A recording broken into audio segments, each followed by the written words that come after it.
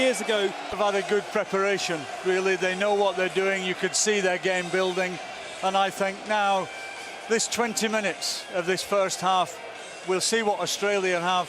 But for the Lions, it's going to be key, particularly in the breakdowns and what Sam Warburton can do there. And I think that's where the game will emerge. If you can do that and get in the front foot, then your game plan can come in. But if you're not making it, not winning those physical battles, then it's very difficult to put your game plan through.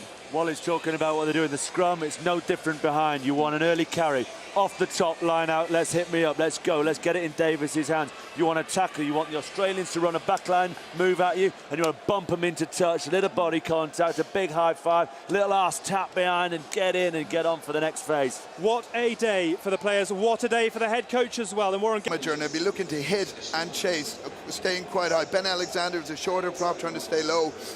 But it's very important that the first few scrums are won. You've got to get into the referee's head that you are the dominant scrum, then any 50-50 decisions, they're going to go your way. I think also Tom Young's coming in there. Got a big job in the line-out to do as well. Need a lot of quick movement on the ground. If he can do that, they've got lots of targets there, especially with Croft, Heaslip in the back, and of course O'Connell and Wynne Jones. I think they've been holding back a lot of line-outs, and I think we'll see a few variations that we haven't seen when this game kicks off. talking of getting the ref on side at scrum time, you need to get him on side at the breakdown as well. It is a massive night for Sam Warburton, this, isn't it? That's the next contact area. As soon as you get away from the set piece, where's the first breakdown? This is where Sam Warburton and his centres and George North will be looking to get in the game early. And if you get on the front foot there, Warburton has to clear the first. They think they've got a little edge there. If we get an edge there early, then I think the Australian game plan starts to be put under pressure. And we get there and the first breakdown, we're even better on the second. Then, boy, have we got some runners that can actually do damage. And we've got the midfield to win that first contact, to make that first 6-inch battle. The Lions, and once that the breakdown goes well, he's got the midfield and he's got George North and Cuthbert. They've got four big lumps, 11 through 14 in the Lions test team. Probably aren't bigger. There is no side bigger than them anywhere else in the world. The sheer size and physicality and athleticism, and that's all part of the gain line. Over the gain line quickly, win that breakdown, and then get Phillips and this electric back row into the game. A word on Lee Halfpenny and the role that he has just to keep that scoreboard climbing. Well, I well remember a test series one with a great goal kicker who's out there helping him, and 22 from 23, all from difficult positions.